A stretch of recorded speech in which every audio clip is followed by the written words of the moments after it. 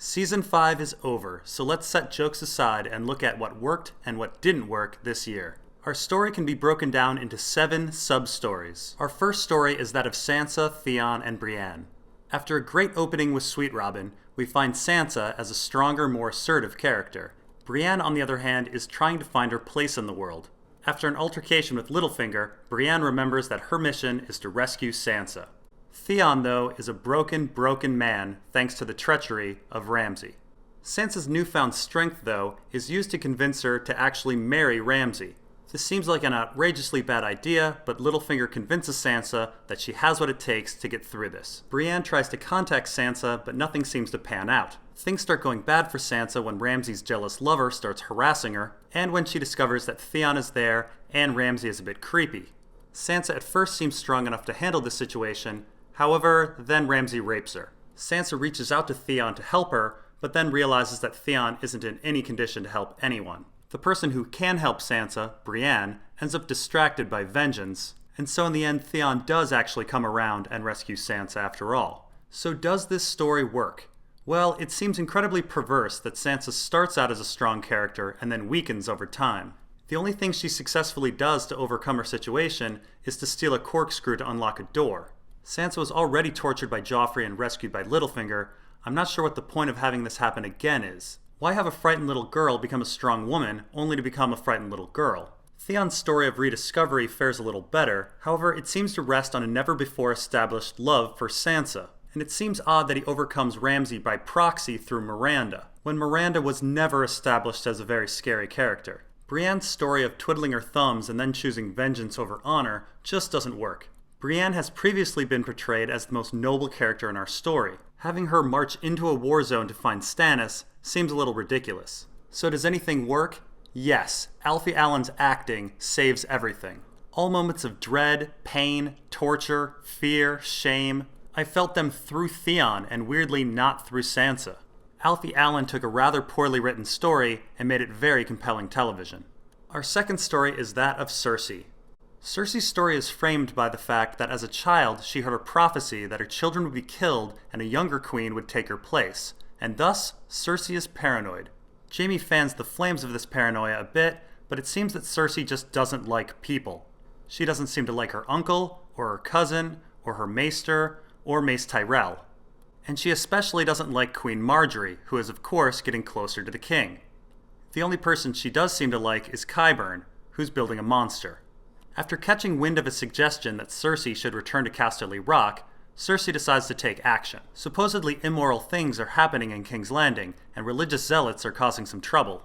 And so Cersei arms the Faith of the Seven, and they arrest Loras. Cersei hopes this will bring down Queen Margaery, or at least create a rift between the Queen and the King. However, both Littlefinger and the Queen of Thorns return to town, and after things go from bad to worse for House Tyrell, the Queen of Thorns and Littlefinger decide to retaliate. Cersei is pretty smug over her apparent victory and even delivers a bowl of poo to Margaery.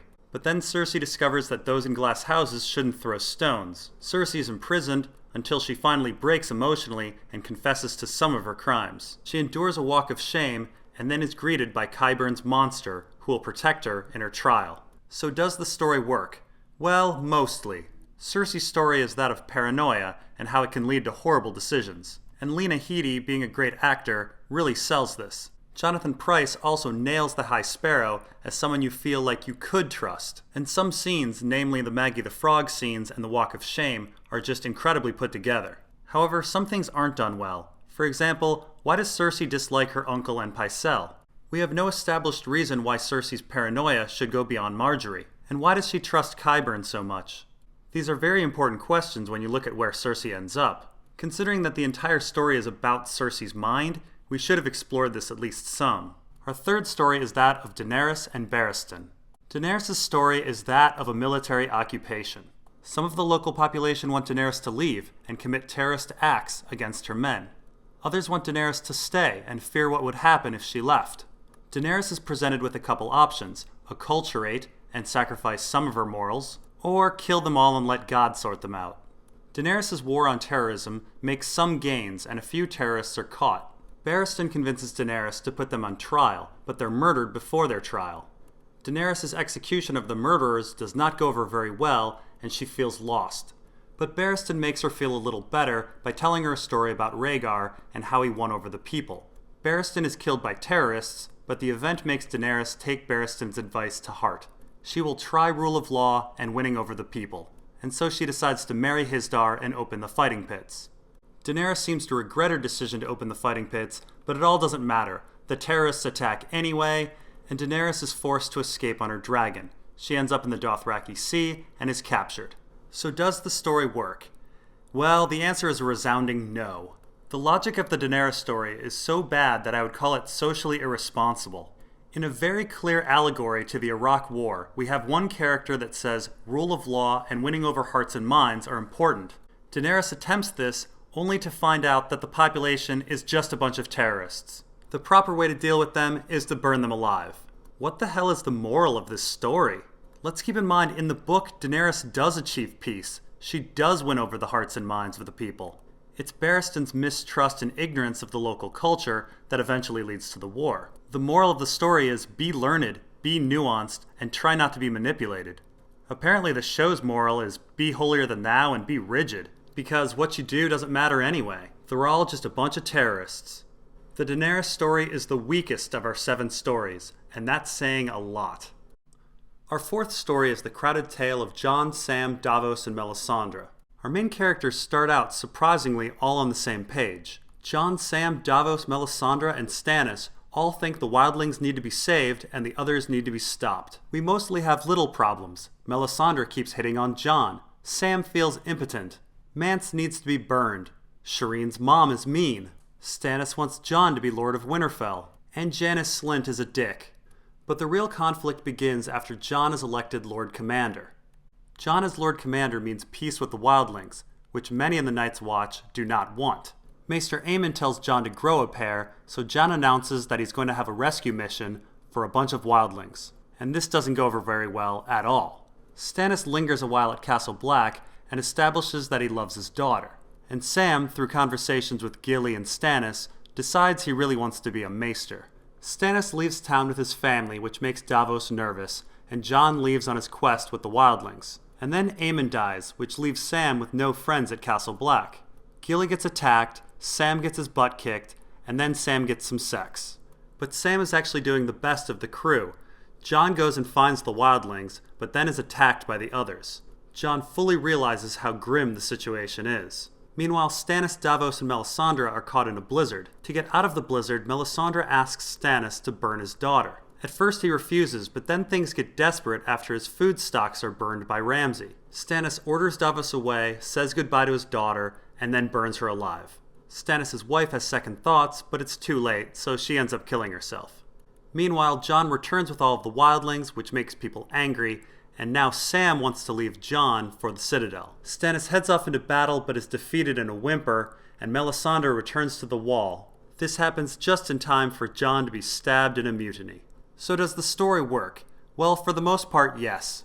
The Jon story is enhanced strongly by the Hardhome incident, but for the most part, the story makes sense. However, I would have liked to see the Night's Watch a little more angry about the death of Janos Slynt and Jon's support for Stannis. Jon is going against the Iron Throne, and the Night's Watch says nothing about it. Why film those scenes when they're not going to be used? And Sam's eventual realization that his place is the Citadel also kind of makes sense. This season showed him most confident among books, providing knowledge. After getting his butt kicked, it's understandable that he would want to head to Old Town. The weak link is obviously the Davos-Melisandre Stannis storyline. A lot of time is spent setting up the fact that Shireen is a good person and Stannis loves her. She seems to be killed purely for shock value. Stannis' situation never seemed that desperate, and Stannis never seemed that religious. So suddenly agreeing to burn one's own daughter seemed stupid. And in the end, the sacrifice didn't seem to make any difference. So unless Stannis has something secret going on, this whole exercise was pointless. Our 5th story is that of Tyrion. Tyrion begins in the lowest of lows. He has killed his father and his girlfriend, and has spent a long time in a crate, shoving his own feces through air holes. He doesn't seem to have a reason to live, but Varys tries to convince him that Daenerys is a reason. Although he's not fully convinced, he goes out on a road trip with Varys, and heads all the way down to Volantis. There he learns about grayscale, and finds that he no longer wants to have sex with prostitutes. Tyrion is unexpectedly captured by Jorah, and the odd couple then head towards Meereen. Tyrion spends a good deal of time psychoanalyzing Jorah and thinking about his prospects when he reaches Daenerys. The two end up having a run-in with stone men, and Jorah catches Grayscale. But Tyrion's time with Jorah seems to inspire him. If Jorah is a true believer, perhaps there's something to this Daenerys character. The two are captured by slavers and sent to Meereen as pit fighters. Tyrion even proves his worth by beating some dude up. The two are lucky enough to fight in front of Daenerys, and Tyrion reveals himself. Using his intellect and his knowledge of Jorah, Tyrion convinces Daenerys that he's worth keeping around. Tyrion achieves advisor status, but Daenerys flies away on a dragon. After being shocked and inspired by these events, Tyrion is somehow left to become the ruler of Meereen. Rejoined by Varys, he has his work cut out for him. Our Tyrion story is our strongest tale of the season, and it's helped by the fact that it contains some of the best actors. It's pretty fun to see him go from crate to throne over the course of his adventure. And it's fun to see that he did this using mostly his intellect. He read Jorah like a book, and then used that information to manipulate Daenerys. It's Tyrion at his finest. In fact, I wish there were more of this. For example, why do we have Tyrion beating somebody when he could have been using his intellect to get out of this situation? And although there's a lot of wasted time and a few pointless scenes, overall the adventures of Jorah and Tyrion were pretty satisfying. Our sixth adventure is that of Arya. Arya arrives in Braavos to become a faceless man, but she can't get into the House of Black and White. So she gets harassed in the streets, which seems to get her entry. The house is a mystery for Arya, and she's told that she needs to lose her identity.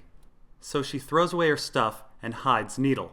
This doesn't give her too many answers, but after convincing a girl to commit suicide, they show her a hall of masks. Arya is given a mission to kill someone, but before she can do her duty, she spots Meryn Trant. She follows Meryn, discovers that he's a pedophile, and then later kills him. As punishment for not following her mission, Arya is blinded. Although I appreciate the fact that Arya's story begins with beautiful visuals and ends with blindness, the story suffers from serious pacing problems. Arya is given very little to do, and as a result, nothing really seems believable. What did she ever do to be admitted into the House of Black and White? What did she ever do to be trusted as an assassin? Other than convincing one small girl to kill herself, Arya, for the most part, runs around being reckless. She's constantly demanding answers and acting like Arya. At no point am I convinced that anyone would choose her to be an assassin.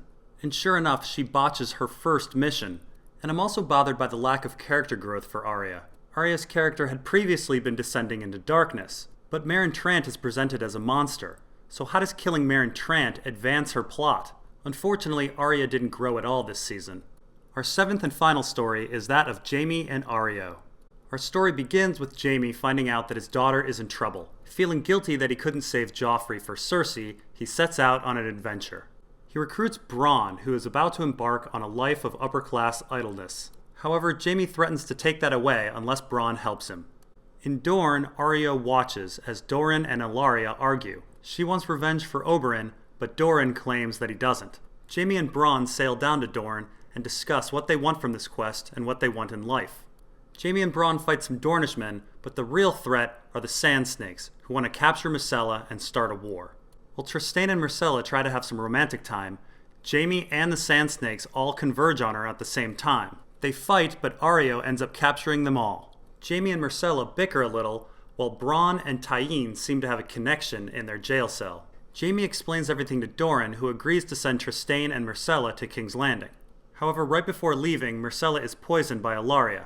She collapses in Jaime's arms right after telling him that she loves him as a father. So the Dornish story is pretty damn weak. It's cursed with some pretty bad acting from the Sand Snakes and some pretty clumsy writing. The cosmic coincidences to bring all the characters together are on a farce level. And ultimately, there is no plot. Everyone just arrives someplace. So is there anything redeeming about the Dornish story? Well, ultimately, the structure is sound. Jaime is going on a quest to save his family, and ultimately he succeeds, and then doesn't. It's a pretty heartbreaking tale. Now, they could have done a better job establishing that he actually wanted to be a father to Myrcella, or that he wanted to succeed with Myrcella where he failed with Joffrey. But for the most part, this wasn't horrible. Of course, Jaime wanting the simple family life is contrasted with Bronn, who has it but doesn't really want it. Tyene reminds him that there's more adventure to be had in the world, and although Tyene delivers the worst line in the world ever, "You want a good girl but you need a bad pussy," is actually true of Bronn. Bronn needs more adventure in his life. It's too bad there just wasn't that much adventure in this Dornish story.